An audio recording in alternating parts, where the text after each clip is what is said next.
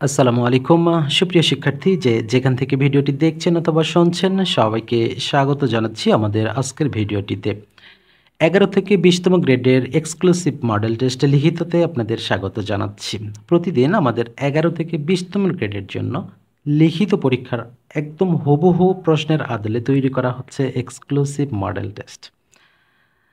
আশা করছি ভিডিওটির প্রথম থেকে শেষ পর্যন্ত আপনারা একটি মুহূর্তে স্কিপ না করে পুরো ভিডিওটি আমাদের সাথেই থাকবেন। শুরুতেই রয়েছে সন্ধি বিচ্ছেদ করুন। মৃন্ময় শব্দটির সঠিক সন্ধি বিচ্ছেদ কোনটি? মৃন্ময় শব্দের সঠিক সন্ধি বিচ্ছেদ যদি আমরা করতে যাই তাহলে এখানে আমাদের মৃৎ লিখতে হবে প্রথমে, মৃৎ যুক্ত ময়, এটি হবে আমাদের সঠিক উত্তর। গবাদি পশু যদি আমরা গবাদি সঠিক সন্ধি বিচ্ছেদ করতে প্রথমে গবাদির পরিবর্তে আসবে কি গো যুক্ত, এখানে কিন্তু আদি লিখতে হবে, গো যুক্ত আদি। রমেশ শব্দটির সঠিক সন্ধি বিচ্ছেদ হবে রমা লিখতে হবে, রমা যুক্ত, এখানে একটা বিষয় খেয়াল রাখতে হবে দীর্ঘ ই লিখতে হবে দীর্ঘ ইস, অর্থাৎ এভাবে মনে রাখতে পারেন রমা যুক্ত দীর্ঘ ইস। কথোপকথন, কথোপকথনের ক্ষেত্রে আমরা যেটা বলবো কথা, প্রথমেই প্রত্যয় আসবে কথা যুক্ত উপকথন, এই বিষয়টা ভালো করে মনে রাখবেন, উপকথন অর্থাৎ কথা যুক্ত উপকথন কথোপকথন। স্বৈরিণী, এটা আবার স্বৈরাচারী ভাববেন না, স্বৈরিণী, স্বৈরিণীর ক্ষেত্রে যেটি হবে যুক্ত ইরিণী, এখানেও কিন্তু আমাদের দীর্ঘ ই যুক্ত করতে হবে, তাহলে এখানে লিখতে হবে যুক্ত ইরিনি। ইরিনি বানানটা আমরা কিভাবে লিখবো? রয়ে রস্বইকার মূর্ধন্য নয়ে দীর্ঘী, এখানে কিন্তু মূর্ধন্য আমাদের লিখতে হবে, ঠিক আছে? ওকে, এরপরে আমাদের এখানে প্রতি ক্ষেত্রেই কিন্তু আমাদের 5টি করে সন্ধি বিচ্ছেদ থাকতে পারে, এক কথায় প্রকাশ থাকতে পারে। এরপরে আমাদের যেটি রয়েছে বাক্য সংকোচন করুন। বাক্য সংকোচনের ক্ষেত্রে প্রথমেই যেটি রয়েছে অনুকরণ করার ইচ্ছা। অনুকরণ করার হচ্ছে কি অনুচিকিৎসা, এটা কিন্তু আপনাদের বানান শুদ্ধির ক্ষেত্রে কিন্তু কাজে আসবে, অনুচিকিৎসা। এখানে মূর্ধন্য স হবে, কয়ে দীর্ঘ হবে, এই জিনিসটা অবশ্যই আপনারা বারবার লিখে প্র্যাকটিস করবেন। উপস্থিত বুদ্ধি প্রয়োগের ক্ষমতা আছে যার, এটি দুইভাবে আসতে পারে। প্রথমটা উপস্থিত বুদ্ধি আছে যার, এটি হচ্ছে প্রত্যুৎপন্নমতি, আর উপস্থিত বুদ্ধি প্রয়োগের ক্ষমতা আছে যার, সেটি হবে প্রত্যুৎপন্নমতিত্ব। তাহলে এখানে আমরা যেটি লিখব প্রত্যুৎপন্নমতিত্ব, এই জিনিসটা ভালোভাবে বারবার প্র্যাকটিস করবেন। পণ্যমতিত্ব তয়ব দিতে হবে, ঠিক আছে? যা পূর্বে দেখা যায়নি, এটাকে বাক্য সংকোচন বা এক কথায় প্রকাশ করলে হবে অদৃষ্ট পূর্ব। আমরা লিখব অদৃষ্ট পূর্ব। একবার মাত্র ফল দিয়ে মারা যায় যে উদ্ভিদ, এটা কিন্তু খুবই কমন এবং বেশিরভাগ পরীক্ষায় আসে। এটি আপনারা আপনাদের মূল্যবান উত্তরটুকু আমাদের কমেন্ট সেকশনে লিখে জানাবেন। যে ভূমিতে ফসল জন্মায় না, যে ভূমিতে ফসল জন্মায় না সেটি হচ্ছে ঊষর। ঊষর বানানটাও একটু সাবধানে লিখতে হবে, মূর্ধন্য স ব্যবহার করতে হবে। এরপরে আমাদের যেটি রয়েছে ব্যাস বাক্য সহ সমাস নির্ণয় করুন। ব্যাস বাক্য সহ সমাস নির্ণয়ের ক্ষেত্রে প্রথমেই রয়েছে সপ্তাহ, তাহলে সপ্তাহ এখানে অহ মানে দিন, তার মানে 7 দিনের সমাহার বা সপ্ত অহের সমাহার। আমরা যেটি একটি সপ্ত অহের সমাহার যদি আমরা বলি তাহলে সেটি হবে, আর শেষে সমাহার থাকলে কি হবে সেটি তো বুঝতেই পারছেন। সপ্ত অহের সমাহার হলে এটি হবে দ্বিগু সমাস। দ্বিগু সমাস, আমরা শুধু দ্বিগু লিখলেই বুঝতে পারবো। এরপরে যেটি রয়েছে মন গড়া। মন গড়া বলতে কি মন দিয়েই তো গড়া, তাই না? তাহলে এখানে আমরা লিখতে হবে মন দিয়ে গড়া। তাহলে মন দিয়ে গড়া দ্বারা কথাটি রয়েছে, তার মানে নিশ্চয়ই এটি তৃতীয়া কথাটি থাকবে, এটি হবে তৃতীয়া তৎপুরুষ সমাস। আমি আবারও বলছি এটি তৃতীয়া তৎপুরুষ সমাস। ছায়া তরু, ছায়া তরু এটি কি ছায়া দানকারী তরু। আমি আবারও বলছি ছায়া দানকারী তরু, তাহলে এখানে আমাদের লিখতে হবে ছায়া দানকারী তরু। তাহলে এটি কোন সমাস হবে? এটি হবে মধ্যপদলোপী কর্মধারয় সমাস। এটি আপনারা লিখলেন মধ্যপদলোপী কর্মধারয় সমাস।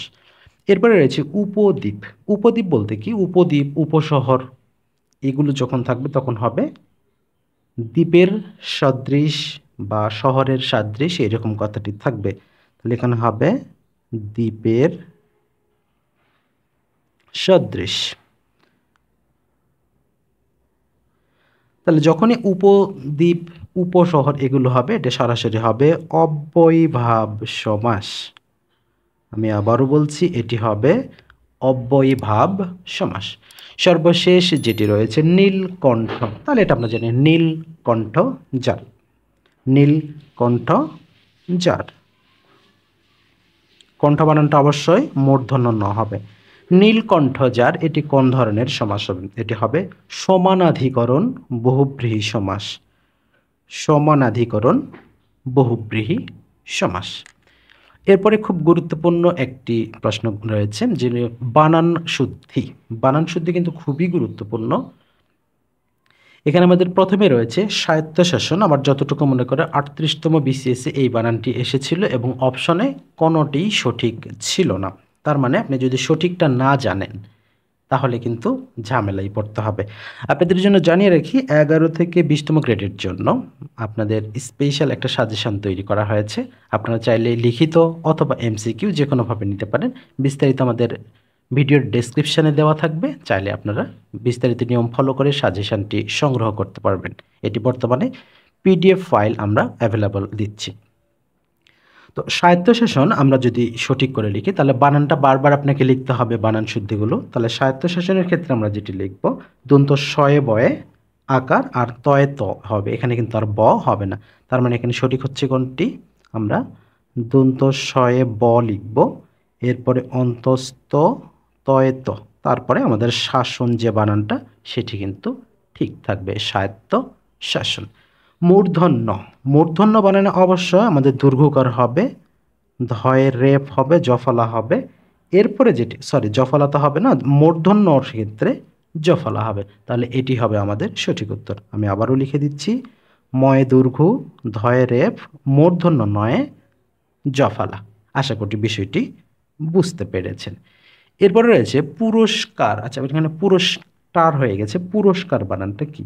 পুরস্কার বানানের সাথে অবশ্যই সর্বসময় কিন্তু দন্তস্ব থাকবে। তাহলে এখানে পুরস্কার, এটি হবে সঠিক। মুমূর্ষ রয়েছে, মুমূর্ষ এটি সবচেয়ে বেশিবার বানান শুদ্ধিতে আসা একটি প্রশ্ন। মুমূর্ষ, মুমূর্ষের ক্ষেত্রে যেটি হয়, এখানে আমরা এভাবে মনে রাখতে পারি যে সামনে পিছনে হ্রস্বকার, মাঝখানে দীর্ঘকার, এভাবে আমরা লিখতে পারি। যদিও এখানে আমাদের দেওয়া নাই, তাহলে এখানে আমরা মুমূর্ষ, তাহলে এখানে মূর্ধন্য স রেপ দিয়ে দিলাম। তাহলে এখানে কিন্তু আমরা বানান সঠিকটা হয়ে গেলাম। এরপরে দ্বিতীয় সর্বোচ্চ যেই বানানটি চাকরি পরীক্ষায় এসেছে সেটি হচ্ছে দরিদ্রতা বা দারিদ্র। তাহলে দরিদ্রতা যখন হবে তখন কিন্তু এখানে দারিদ্র থাকলে জফলা হবে। আর এখানে দরিদ্রতা যে বানানটি রয়েছে এখানে, হ্যাঁ, দরিদ্রতা বানানটা সঠিকটাই দেওয়া আছে, তার মানে আমাদের আর নতুন করে লেখার প্রয়োজন নাই, এটি হবে সঠিক বানান। আশা করছি বিষয়গুলো বুঝতে পেরেছেন। এরপরে আমাদের যেগুলো রয়েছে মেক সেন্টেন্স উইথ মিনিং, এটা সাধারণত যেটাখান থেকে আসছে আমাদের ইডিয়মস অ্যান্ড ফ্রেজ যেগুলো রয়েছে সেখান থেকেই কিন্তু আমাদের মেক সেন্টেন্স উইথ মিনিংগুলো করতে হয়। তাহলে মেক সেন্টেন্সের প্রথমেই যেটি রয়েছে অ্যাচিলিস হিল। অ্যাচিলিস হিল বলে কোনো মানুষের দুর্বল জায়গা বলে বোঝানো হয়, বা দুর্বল পয়েন্ট বা ত্রুটি, দুর্বলতা বিভিন্নভাবে কিন্তু এটা বলা যায়। তাহলে এখানে অ্যাচিলিস হিল বলে আমরা যদি বলতে পারি তাহলে দুর্বলতা, দুর্বলতা। তাহলে অ্যাচিলিস হিল দিয়ে যদি আমরা একটি সেন্টেন্স তৈরি করি তাহলে কি হবে? হি হ্যাজ মেনি অ্যাচিলিস হিল, তার অনেক দুর্বলতা রয়েছে। এটা সাধারণত শত্রুপক্ষের ক্ষেত্রে ব্যবহার করা হয়। আর যারা বাংলা সিনেমা দেখি তারা তো জানি কার দুর্বলতা কোথায়, এটা কিন্তু সহজেই বোঝা যায়। ওকে, এরপরে রয়েছে ব্লু ব্লাড। ব্লু ব্লাড এটা অসংখ্যবার এসেছে। এটি সঠিক আমরা যদি বলি তাহলে এটি হবে আভিজাত। আমাদের বিগত ক্লাসগুলোতেও সম্ভবত এটি দেওয়া হয়েছে, আভিজাত্য।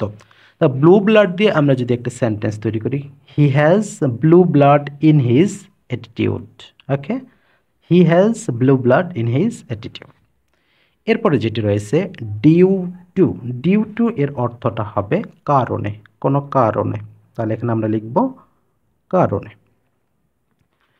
সেন্টেন্স তৈরি করতে গেলে আমাদের হবে the traffic jam was due to a accident. এখানে এ হবে না, এন হবে। তাহলে হবে the traffic jam was due to an accident. তার মানে ট্রাফিক জ্যামের কারণে অ্যাক্সিডেন্ট হয়ে থাকে। এরপরে আমাদের যেটা রয়েছে on behalf of. On behalf of অর্থ কারো পক্ষে কথা বলা। তাহলে এখানে হবে পক্ষে, অন বিহাফ অফ। এটাকে যদি আমরা সেন্টেন্স তৈরি করি তাহলে কি হবে, the teacher accepted the prize বা award on behalf of school. তার মানে কি স্কুলের পক্ষ থেকে প্রধান শিক্ষক বা শিক্ষক পুরস্কার গ্রহণ করলো, এটি কিন্তু দেওয়া যেতে পারে। এরপরে যেটি রয়েছে উইথ এ ভিউ টু।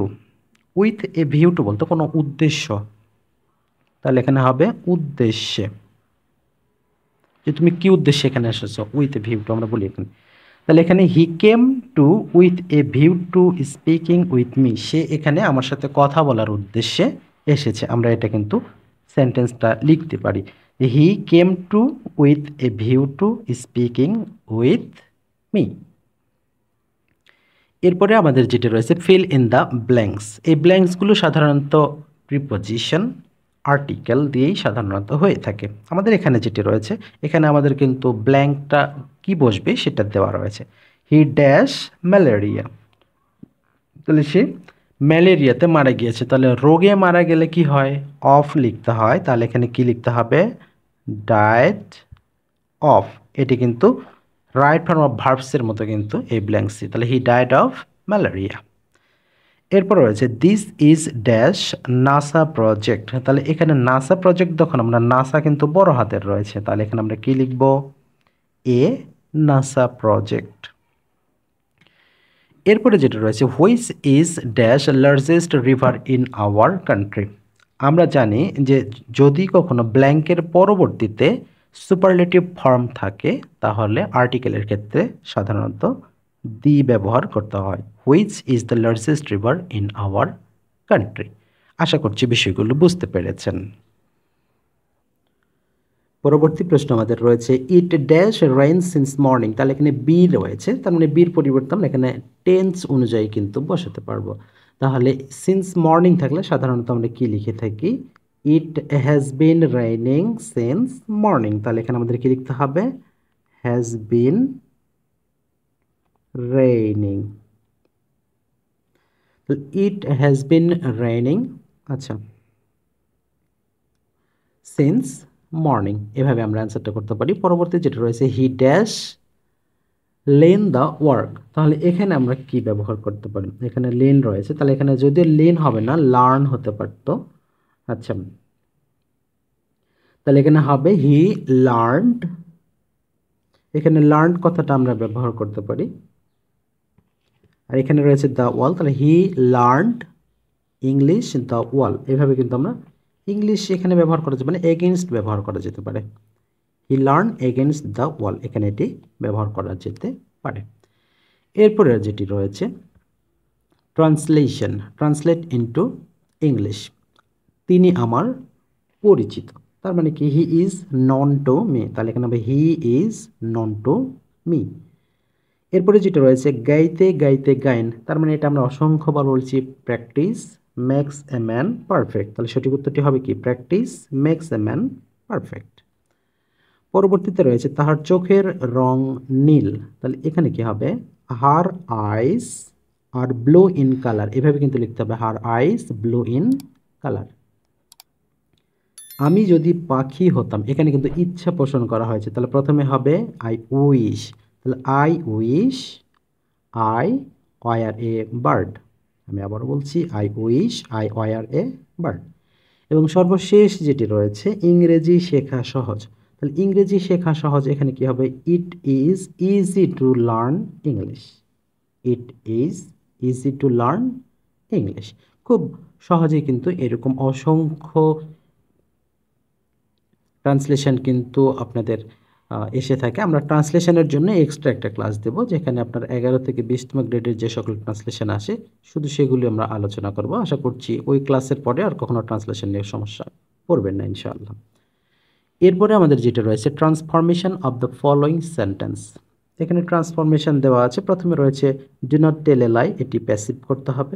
তাহলে ডু নট টেল এ লাই এটা প্যাসিভ যদি আমরা করি তাহলে কি হবে, লেট নট, এখানে লিখে না দিয়ে আমরা স্ক্রিনে লিখে দিচ্ছি এখানে, যে এখানে let not a lie be told. আমি আবারও বলছি, let not a lie be told. পরবর্তী যেটি রয়েছে এভরিবডি লাইকস ফ্লাওয়ার, এটিকে নেগেটিভ করতে হবে। তাহলে এখানে এভরিবডি লাইকস ফ্লাওয়ার নেগেটিভ করতে হলে কী হবে, who does not likes a flower. আমি আবারও বলছি, who does not likes a flower. এরপর রয়েছে the work has been finished by us, এটি কিন্তু প্যাসিভ ভয়েসে আছে, অ্যাক্টিভ ভয়েসে রূপান্তর করতে হবে। তাহলে অ্যাক্টিভ ভয়েসে রূপান্তর করলে আমরা খুব সহজে করতে পারি, we have finished the work, we have finished the work. পরবর্তী রয়েছে আই নো ইউ, এটাকে কমপ্লেক্স করতে হবে। এটাকে কমপ্লেক্স করলে I know who you are, এটি কিন্তু কমপ্লেক্স হয়ে গেল। I know who you are, এখানে অনেকে কিন্তু হু আর ইউ দেয়, এটা কিন্তু হবে না, হু ইউ আর। এবং সর্বশেষ যেটি রয়েছে I am sorry Karim said, এটি ইনডিরেক্ট করতে হবে ন্যারেশন থেকে। তাহলে Karim said that he was sorry, Karim said that he was sorry. আশা করছি বিষয়গুলো বুঝতে পেরেছেন। এরপরে গণিত অংশের শুরুতে আমাদের যেটা রয়েছে, রহিম সাহেব ব্যাংকে 5,000 টাকা জমা রাখলেন। ব্যাংকে 10% হারে 6 বছরে মুনাফা আসলে কত টাকা পাবে। তাহলে এখানে মুনাফা আসলে কত টাকা পাবে, তাহলে মুনাফা আসলে কত টাকা পাবে সেটা পাওয়ার জন্য অবশ্যই আমাদের মুনাফা আগে বের করতে হবে। আর সরল মুনাফার ক্ষেত্রে আমরা খুবই সহজ একটা আই ইকুয়াল পি এন আর ব্যবহার করতে পারি। আই ইকুয়াল পি এন আর ভাগ 100, এটা 100 দিলে হয়, না দিলেও হয়। তাহলে এখানে পি কত টাকা, 5,000 টাকা। তাহলে এখানে আমরা লিখব 5,000 গুণন এন কত বছর, এখানে 6 বছর, আরটা কত পার্সেন্ট, 10%। আর এখানে 100 আমরা পার্সেন্টের জন্য নিলাম, সেই 100টা এখন আমরা লিখে দেবো। তাহলে 0 আমরা কেটে দেব। তাহলে এখানে কত হবে, এখানে 6 10 60, এখানে 5 10, আচ্ছা এখানে 50। তাহলে এখানে 5 6 30 আমরা লিখব, আর এখানে একটা 2টা 0। তাহলে কত হলো, 3,000 টাকা হলো। তাহলে এখানে 10% মুনাফায় 3,000 টাকা হলো। তাহলে আমরা 3,000 টাকা পাচ্ছি কি 10% মুনাফায় 6 বছরে। তাহলে এখন আমাদের বলেছে যে এখানে মুনাফা আসলে কত টাকা পাবে। তাহলে মুনাফা আসলে মুনাফা যুক্ত আসল, তাই না? তাহলে এখানে মুনাফা যোগ আসল। তাহলে এখানে সঠিক উত্তরটা কত হবে, 3,000 যোগ 5,000, তাহলে মোট 8,000 টাকা হবে আমাদের মুনাফা আসল। আশা করছি বিষয়টা বুঝতে পেরেছেন। এটি হবে আমাদের মেইন অঙ্ক। প্রথমে আমরা আই থেকে আই সমান পিএনআর ভাগ 100 থেকে আমরা মুনাফা বের করেছি এবং মুনাফার সাথে আসল যোগ করে মুনাফা আসল বের করেছি। আশা করছি বিষয়টি ক্লিয়ার হয়েছে আপনাদের কাছে। এরপরে সবচেয়ে বেশি গুরুত্বপূর্ণ একটি প্রশ্ন যেটি রয়েছে 10 নম্বর, একটি দ্রব্য 378 টাকায় বিক্রি করলে যত টাকা ক্ষতি হয় 450 টাকায় বিক্রয় করলে তার চেয়ে 3 গুণ বেশি লাভ হয়, দ্রব্যটির ক্রয় মূল্য কত? খুবই গুরুত্বপূর্ণ একটি অঙ্ক। তাহলে এখানে প্রথমে আমরা ক্রয় মূল্যটা ধরে নেব x টাকা। তাহলে এখানে ক্রয় মূল্য আমরা ধরলাম কত টাকা, x টাকা। তাহলে ক্ষতির কথা যদি বলি আমরা, ক্ষতির, তাহলে এখানে আমাদের কি বলছিল 378 টাকায় বিক্রয় করে কি হয়, ক্ষতি হয়। তাহলে ক্ষতি হলে আমাদের মূল্যটা কত হবে, x মাইনাস 378 টাকা। আর লাভের ক্ষেত্রে যদি আমরা বলি কত পার্সেন্ট লাভ হবে, এখানে 3 গুণ বেশি লাভ হবে। তাহলে এখানে আমাদের কত, 450 থেকে এক্সট্রা বাদ দেব। তাহলে এই হচ্ছে আমাদের ক্রয় মূল্যের ক্ষেত্রে। ক্ষতির ক্ষেত্রে হবে x মাইনাস 378, আর লাভের ক্ষেত্রে হবে 450 মাইনাস এক্স। এবারে আমাদের যে শর্ত আছে, শর্ত অনুযায়ী কিন্তু এখন আমরা লিখতে পারি। তাহলে শর্ত মতে আমাদের কি ছিল, লাভ ক্ষতির 3 গুণ, তাই না? তাহলে লাভ সমান ক্ষতির 3 গুণ হবে, ক্ষতির 3 গুণ, এই কথাটা আমাদের লিখতে হবে। তাহলে লাভের ক্ষেত্রে আমরা কত লিখছিলাম? এই যেখানে লিখছিলাম 450, 450 মাইনাস এক্স, আর ক্ষতির ক্ষেত্রে কত লিখছিলাম? X minus 378। তাহলে এখানে যেহেতু 3 গুণ বলা আছে, তাহলে এখানে আমরা 3 গুণ করে দিলাম। এরপরে আমাদের হবে 450 মাইনাস এক্স, এখানে 3x মাইনাস 3 দিয়ে 378 গুণ করলে কত হবে? 3 আসতে 24 4, 3 7 21 2 23, 3 3 9 2 11, তার মানে 1134 আমাদের হবে। আমরা যদি এবারে সাইড চেঞ্জ করি, সাইড চেঞ্জ করলে আমাদের এখানে হবে মাইনাস এক্স মাইনাস 3x, এখানে মাইনাস 1134 মাইনাস 450। তাহলে এখানে মাইনাস 4x, আর এখানে যেহেতু দুটাই মাইনাস সেহেতু আমাদের এখানে যোগ করতে হবে। তাহলে এখানে 5 3 8, তাহলে এখানে হবে 1584। যেহেতু উভয় ক্ষেত্রে আমাদের মাইনাস ফিগার আছে, তাহলে আমরা 4x আর এখানে 1584, উভয় পক্ষকে যদি আমরা 4 দ্বারা ভাগ করি, তাহলে 4 দ্বারা ভাগ করলে হবে x সমান 396। তাহলে আমরা ক্রয় মূল্যটা কিন্তু খুব সহজেই বের করতে পেরেছি। অতএব আমাদের ক্রয় মূল্য কত? 396 টাকা। আশা করছি বিষয়টা আপনারা বুঝতে পেরেছেন। প্রথমে আমরা ক্রয় মূল্য ধরে নিচ্ছি, এরপরে ক্ষতিরটা লিখেছি, লাভেরটা লিখেছি, তারপরে আমরা যে শর্ত দেওয়া ছিল সেই শর্ত অনুযায়ী আমরা ক্যালকুলেশন করেছি। তাতে আমরা কিন্তু অঙ্কটা খুব সুন্দরভাবে করতে পেরেছি। এরপরে আমাদের যেটা রয়েছে মোস্ট ইম্পর্টেন্ট অঙ্ক, একটি শ্রেণীর প্রতি বেঞ্চে 4 জন করে বসলে 3টি বেঞ্চ ফাঁকা থাকে, আবার প্রতি বেঞ্চে 3 জন করে বসলে 6 জন ছাত্রকে দাঁড়িয়ে থাকতে হয়। ওই শ্রেণীতে মোট ছাত্র সংখ্যা কত? তাহলে সেম একইভাবে আমরা ছাত্র সংখ্যা যেহেতু বের করতে হবে, আমরা ছাত্র সংখ্যা ধরে নেব x জন। তাহলে এখানে ছাত্র সংখ্যা x জন। তাহলে এখানে আমাদের শর্ত আছে প্রতি বেঞ্চে 4 জন করে বসলে, তাহলে আমরা লিখব 4 জন করে বসলে, 4 জন করে বসলে আমাদের কি হয়? তাহলে এখানে আমাদের বেঞ্চ সংখ্যা কত হবে? x divided 4 plus 3। আবার প্রতি বেঞ্চে 3 জন করে বসলে, 3 জন করে বসলে তখন বেঞ্চ সংখ্যা হবে কত? x minus 6 divided 3। ওকে, এবারে আমাদের শর্তে আসতে হবে। আমরা এটা যদি বীজগাণিতিক নিয়মেই করতেছি, তাহলে এখানে এখন শর্তটা কি? উভয় পক্ষে আমরা, তাহলে এখানে x divided 4 plus 3 equal x minus 6 divided 3, কারণ বেঞ্চ সংখ্যা যেহেতু সমান আছে আমাদের, তাহলে এখানে আমরা x এর মানটা বের করলে কিন্তু আমাদের অ্যান্সারটা বের হবে। তাহলে এখানে আমরা যদি লসাগু করি তাহলে কত হবে? 4, তাহলে এখানে x প্লাস 12, এখানে x মাইনাস 6 ডিভাইডেড 3। এরপর যদি আমরা ক্রস গুণন করি, ক্রস গুণন করলে হবে 3x প্লাস 3 12 36, 4x মাইনাস 4 6 24। এখানে আমরা এক্সগুলো পার করে নেব, 3x minus 4x equal to minus 24 minus 36। তাহলে এখানে কত হবে? মাইনাস এক্স, এখানে হবে মাইনাস 60। উভয় পক্ষে আমরা মাইনাসটা বাদ দিয়ে তাহলে আমার কত হবে? 60। তার মানে আমরা এক্স ধরেছিলাম কি প্রথমে? ছাত্র সংখ্যা। এক্স এর মান আমরা পেলাম কত? 60। তার মানে এই 60 জন হবে আমাদের মোট ছাত্র সংখ্যা।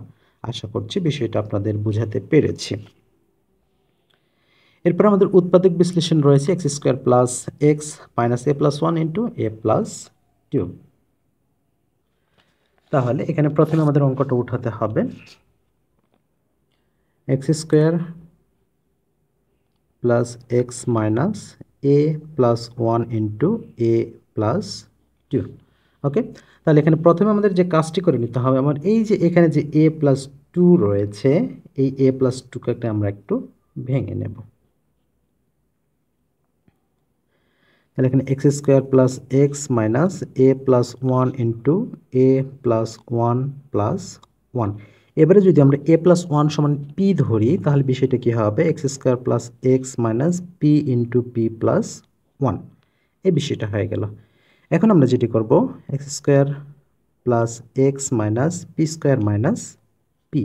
আমরা x square minus p square plus x minus পিগুলি একটু আলাদা করে নিব। তাহলে এখানে কি হবে, x plus p into x minus p plus 1 common নিলে এক্স মাইনাস পি। আশা করছি বিষয়গুলো বুঝতে পারছেন। এরপরে আমাদের x plus x minus P কিন্তু ডাবল হয়ে যায়, এই জন্য আমরা নেব এক্স মাইনাস পি একটা, আর বাকি থাকবে এক্স প্লাস পি প্লাস 1। এবারে ওই যে শুরুতে আমরা পি সমান কত ধরছিলাম, এ প্লাস 1 ধরছিলাম, তাহলে এটা মানটা বসিয়ে দেব সেকেন্ড ব্র্যাকেট দিয়ে, x minus a plus 1 x plus A plus 1 plus 1। ওকে, তাহলে এখানে হবে এক্স মাইনাস এ মাইনাস 1, এখানে হবে এক্স প্লাস, আমরা একবারে লিখলাম এ প্লাস 2।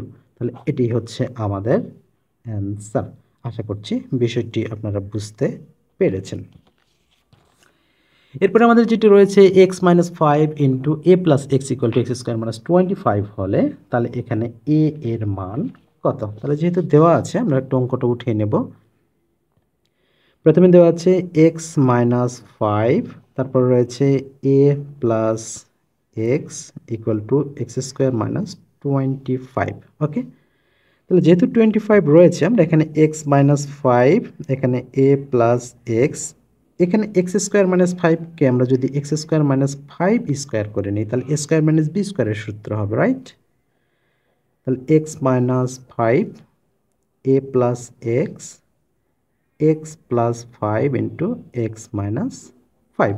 তাহলে যেহেতু উভয় পক্ষে আমাদের এক্স মাইনাস 5 পাচ্ছি, এটা কিন্তু আমরা চাইলে উঠিয়ে দিতে পারি। তাহলে এখানে কি হবে, আমাদের এক্স প্লাস এ এবং এক্স প্লাস 5 উভয় পক্ষকে যদি পারি এক্স বাদ দিয়ে দিই তাহলে এ এর মান পেলাম কত আমরা, 5। তাহলে এর মানটা হয়ে গেছে আমাদের 5। এটি হচ্ছে রাইট অ্যান্সার। আশা করছি বিষয়টি বুঝতে পেরেছেন।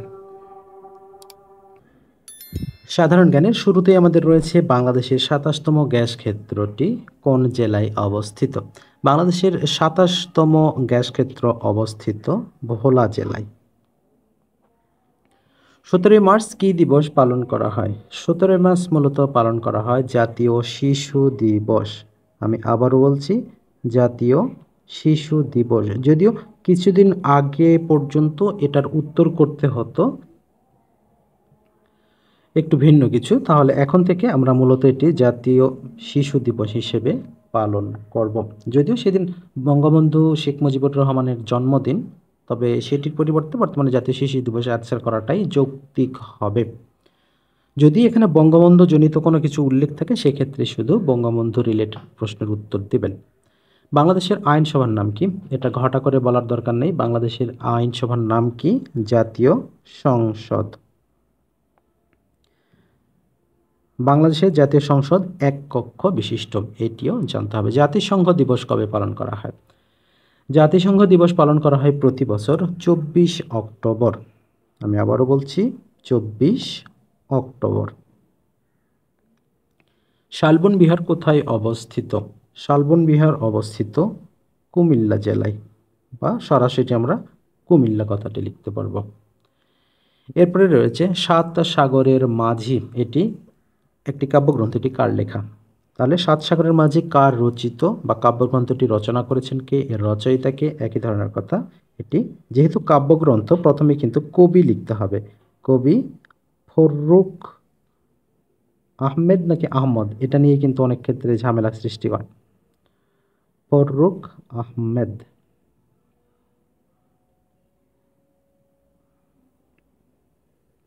এরপর রয়েছে সমুদ্রের গভীরতা নির্ণয়ের জন্য কি ব্যবহার করা হয়? এটি আপনারা দুইভাবে উত্তর করতে পারেন। সমুদ্রের গভীরতা নির্ণয়ের জন্য মূলত যে জিনিসটা ব্যবহার করা হয় সেটা হচ্ছে প্রতিধ্বনি। তাহলে এটিও একটা অ্যান্সার। তবে যে যন্ত্রটা ব্যবহার করা হয় সেটার নাম কিন্তু আবার ফ্যাদোমিটার। আর ফ্যাদোমিটার প্রতিধ্বনির সাহায্যেই সমুদ্রের গভীরতা নির্ণয় করে। তাহলে এখানে আমরা ফ্যাদোমিটার লিখতে পারি। যদি বলা থাকে সমুদ্রের গভীরতা নির্ণয়কারক যন্ত্রের নাম কি, তাহলে সেহেতু আমরা এখানে ফ্যাদোমিটার দিতে পারি। ঠিক আছে। আর যদি বলে যে সমুদ্রের গভীরতা নির্ণয়ের জন্য কি ব্যবহার করা হয়, সেক্ষেত্রে আমরা বলতে পারি প্রতিধ্বনি ব্যবহার করতে হয়। দুটোর যে কোনো একটি দিলে কিন্তু আমাদের হবে, তবে ফ্যাদোমিটার দিলে দুটোই হয়ে যাবে। আরণ্যক উপন্যাসের নাম কি? আরণ্যক উপন্যাস এর নাম হচ্ছে বিভূতিভূষণ বন্দ্যোপাধ্যায়। বিভূতিভূষণ বন্দ্যোপাধ্যায়। এরপরে রয়েছে যে FAO এর সদর দপ্তর কোথায়, যেটাকে আমরা ফাও বলে থাকি, তাহলে এটা হচ্ছে ফুড অ্যান্ড এগ্রিকালচার অর্গানাইজেশন। আর খাদ্য সংক্রান্ত, খাদ্য কৃষি সংক্রান্ত সব কিছুই কিন্তু ইতালির রোমে অবস্থিত। তাহলে এখানে আমরা লিখতে পারি রোম, ইতালি। এরপরে 11 থেকে 20তম গ্রেডের লিখিত পরীক্ষার সবচেয়ে ইম্পর্টেন্ট টপিকস, বিশেষ করে সাধারণ জ্ঞানের জন্য পূর্ণরূপ, বিভিন্ন শর্ট ফর্মের পূর্ণরূপ লেখা। প্রথমে আমাদের এখানে আছেন MRP। এর MRPর বেশ কিছু রয়েছে, 3 থেকে 4টি রয়েছে, তবে আপনারা সবচেয়ে সহজ যেটা লিখতে পারেন সেটা ম্যাক্সিমাম রিটেল প্রাইস। তাহলে MRPর প্রথমটা আমরা লিখব কি, ম্যাক্সিমাম রিটেল প্রাইস। এরপরে রয়েছে EFT। EFT বর্তমানের ক্ষেত্রে খুবই যৌক্তিক, ইলেকট্রিক বা electronic funds transfer, electronics funds transfer. এরপরে কম্পিউটার রিলেটেড যেহেতু পরীক্ষা, সেক্ষেত্রে HTMLটা বেশি আসে, HTML hyper text markup language. এরপরে আসে CPU। CPU এর পূর্ণরূপটা আপনারা বেশিরভাগই জানেন, সেন্ট্রাল প্রসেসিং ইউনিট। এবং সর্বশেষ যেটি রয়েছে TB। টিভিতে যেটি বোঝানো হয় যে আমাদের কম্পিউটারের মেমোরি পরিমাপের যে এককগুলোর মধ্যে রয়েছে টিবি, অর্থাৎ টেরাবাইট। আশা করছি বিষয়গুলো বুঝতে পারছেন। যেখান থেকে ভিডিওটিগুলো দেখলেন সবাইকে আবারও অনেক ধন্যবাদ জানিয়ে আজকের মতো এখানে শেষ করছি। শেষ মুহূর্তে আপনাদের আবারও জানিয়ে রাখি, 11 থেকে 20তম গ্রেডের জন্য প্রস্তুতির জন্য আমাদের স্পেশাল একটা PDF শিট তৈরি করা হয়েছে। ডেসক্রিপশন বক্সে বিস্তারিত দেওয়া থাকবে, আপনারা চাইলে বিস্তারিত তথ্য মেনটেন করে আপনারা PDF শিটটি সংগ্রহ করতে পারবেন। তো বন্ধুরা, দেখা হচ্ছে আগামীকাল আরও একটি নতুন গুরুত্বপূর্ণ প্রশ্ন সম্বলিত এক্সক্লুসিভ মডেল টেস্টে। সে পর্যন্ত আল্লাহ পাক আপনাদের সবাইকে অনেক ভালো রাখুন, সুস্থ রাখুন, সেই শুভকামনায় আল্লাহ হাফেজ।